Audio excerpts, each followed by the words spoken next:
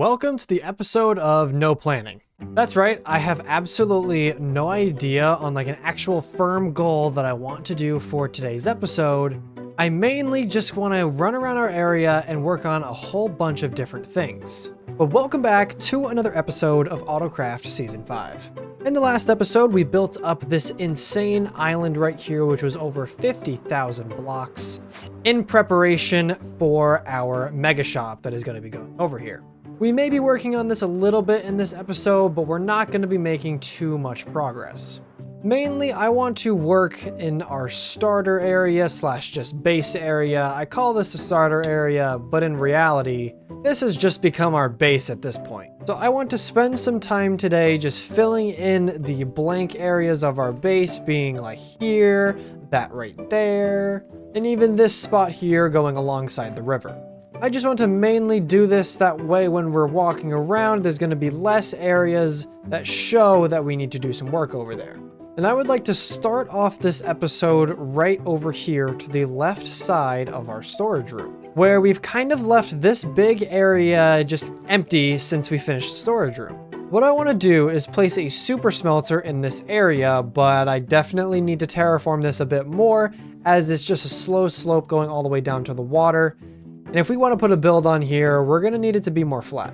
Before that, though, I want to grab some spruce saplings, and I want to bring this spruce forest back here just a little bit closer, maybe about 2/3 of the building line here. Because if I'm going to be honest, I have no plans for what to do on this side of the build. So we're going to come around and we're going to just plant a ton of trees and let them grow, as this will fill up the area, and then we'll run through with some grass to make it even more filled in.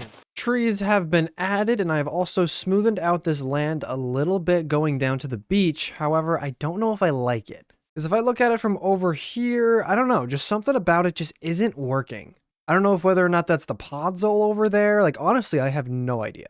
So as I think about more how to do the terraforming right there, let's move over to the other side where our mason's house is. Which, by the way, all of these guys are now at the master level, so we can start trading quartz with them.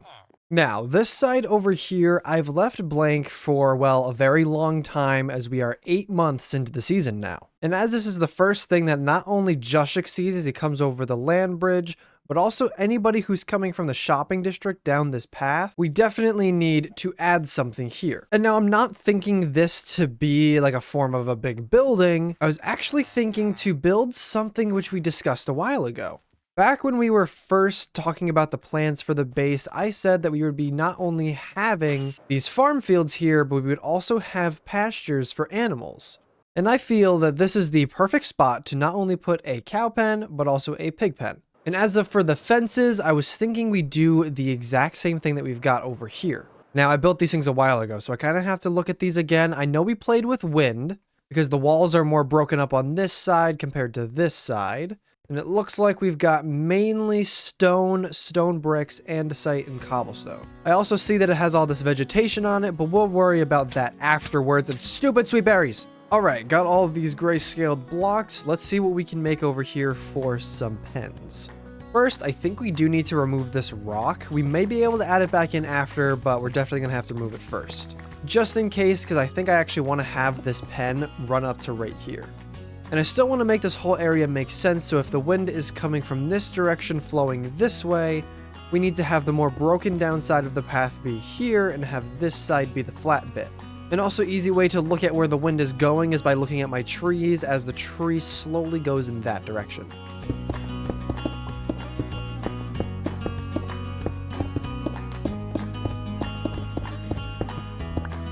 And there we go, there's 2 pens, obviously one's a little bit bigger than the other, but that is a-okay. And now we have to duplicate the detailing from the other ones, just like how we looked at them earlier.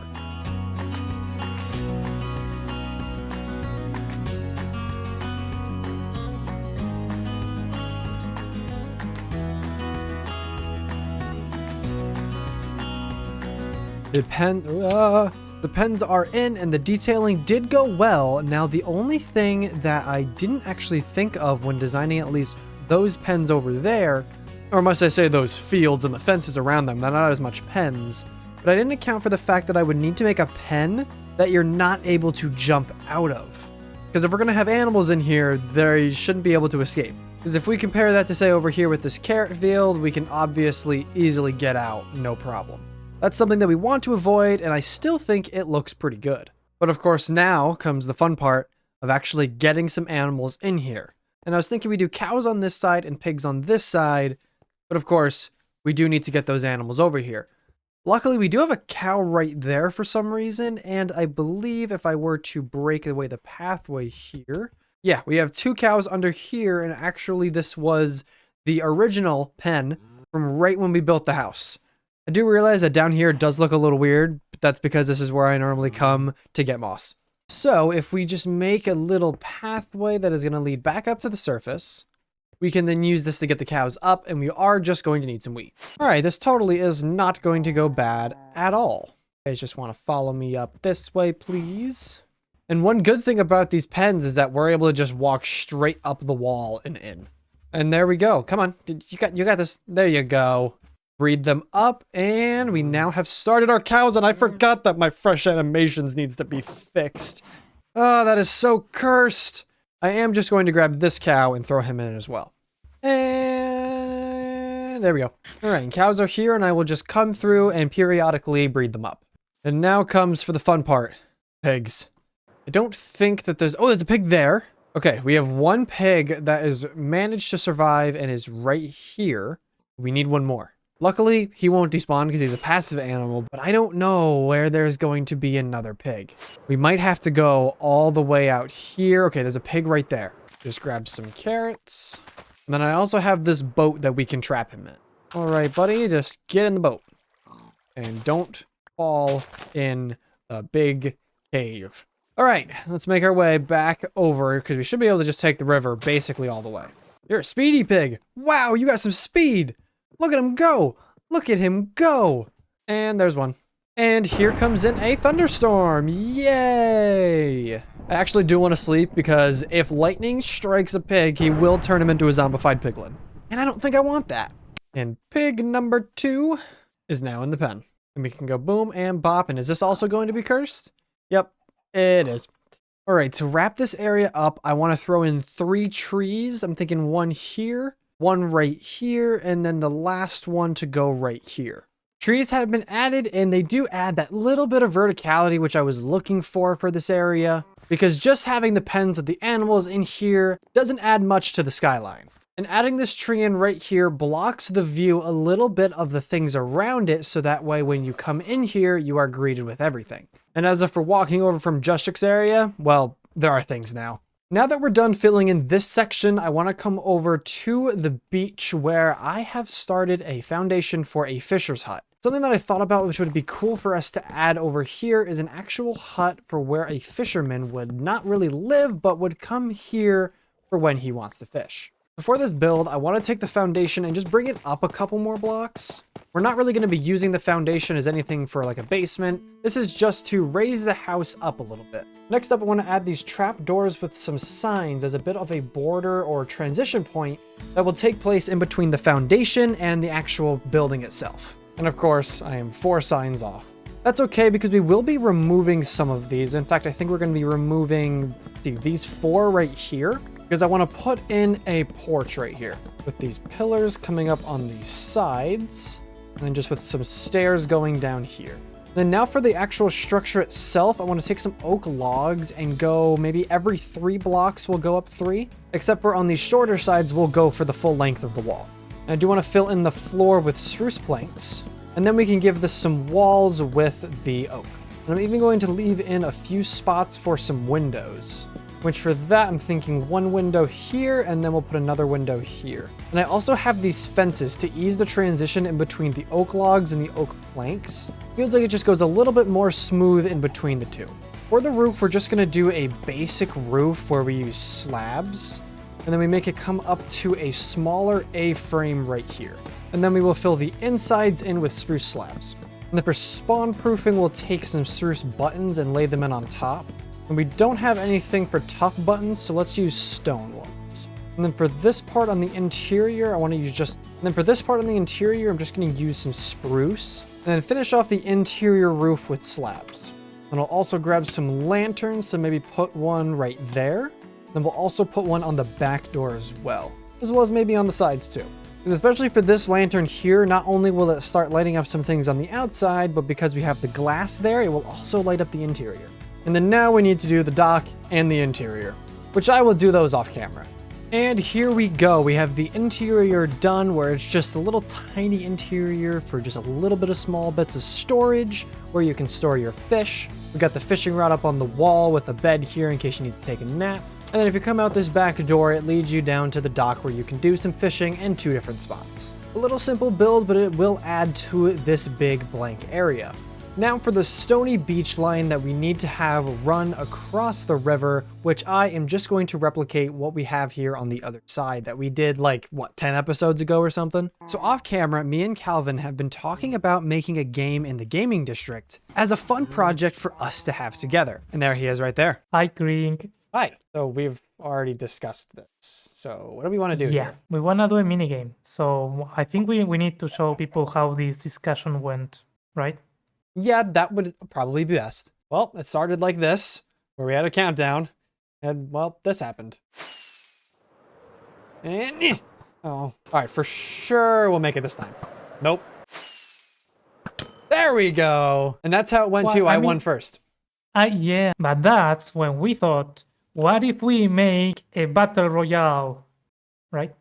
Where are you looking? Actually, this went this way. We were here, and I said, hey, Grink, do you want to build a minigame?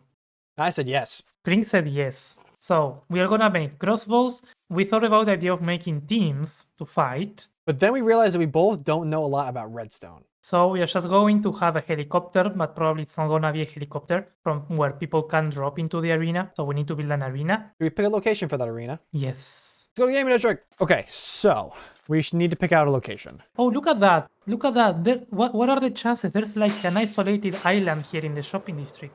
This is the gaming district. Shopping district. I mean gaming district. I think, yeah, this is a perfect island. We can terraform this. We can not only terraform it, we can texture it, we can do whatever we want with it. It doesn't even have to be desert themed. Ravagers. Ravagers. Oh, wait, Ravagers. Near the more important loot. Hey, wait, that's actually important right there. Oh, you're after the bee. We can terraform this to grass or moss. Yeah, grass isn't going to be the best color, but when we have moss, that's still the nice, vibrant green. We can do something. Okay. We can do something. We can design. We can see what to do. So what you're saying is that we're going to design something and then come back in a later episode where we're going to actually work on this. I didn't say it. You said it. Yeah, that's fair. We'll be back with a plan. Because right now, we have nothing. Woo! So yeah, we're going to be making a game with Calvin, and it is going to be lots and lots of fun. I've also come through and I have extended the rocky beach going all the way across and over to the storage room. And I'm going to also add some trees. But I'm probably going to do those trees a little bit later because I want to come back over and start working on this build over here. Because like I said earlier, this build is going to be for our super smelter. And I was going to use some dark oak for the build, but we really don't have much left. So I think we're going to resort to using spruce. However, because we don't have any dark oak, I think it might be useful to go meet up with Geo. Because for Christmas, he gave us this coupon for 1 free shulker box of a wood of our choice. With dark oak being one of the most difficult to manually farm, I think we're going to go with that one. And he's online, so let's head over to Shantytown. Geo, Geo, Geo, Geo, Geo! Drink. For Christmas, you gave me a little coupon here. I did. Very nice coupon. Very generous coupon. It is very generous. And you see, I am very low on a specific type of wood, so I'm just going to... Okay. As you know, I actually haven't been on in a little while. So if you are... If there's not enough to fill your shulker, let me know and I will grind. I will get back on as soon as I can and grind that for you. Because specifically what I need is the stuff that we're standing on. Let's head over there real quick and we'll take a look at what I got so far. All right, yeah, I'm pretty low on supplies. Okay. Well, I don't need it as of right now, so you can take your time and I'll just leave whatever is in there. Cool. Yeah, so you just need a full shulker, full stacks, dark oak. Yes. Okay, can do. Alrighty, thank you very much, Geo.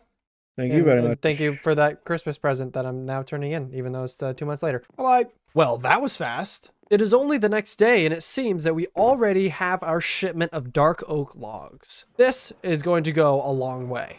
So thank you very much, Geo. And while we were waiting for that dark oak to arrive, I have collected everything that we are going to need to make this smelter house. And as you see, it's going to be a lot of stuff because we're also going to be fixing up some terraforming, just that little bit more. So without further ado, let's jump into a time lapse and terraform this area and build up a brand new building.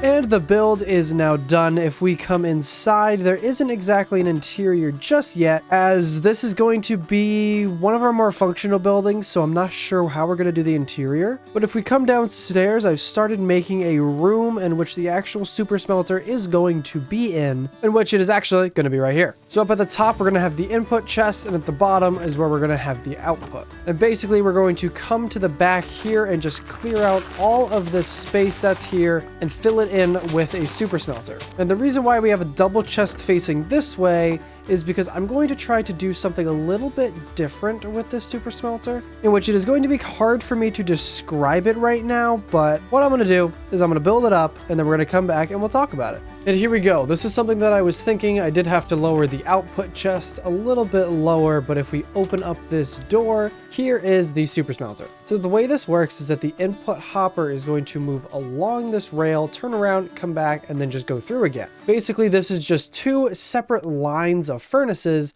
That way at the bottom, we can have all these hoppers leading into this chest here, which should help with some backlog. Because typically when you make super smelters like this, you're going to have a lot of extra just pooling inside of these hoppers. Because at that point, we're fighting hopper speed, and this is just one way to help that a little bit. And as for the fuel, as you realize, I don't have it automatically putting it in here. I've opted to just do some manual input for the fuel, as we're just going to use dried kelp blocks from the dried kelp block farm that is in the industrial district, in which we have a ton left over, so I'm perfectly fine with using some for this super smelter. So I guess let's finally test this super smelter to see if it works, because this is a Crink created super smelter, and I didn't even look online for this.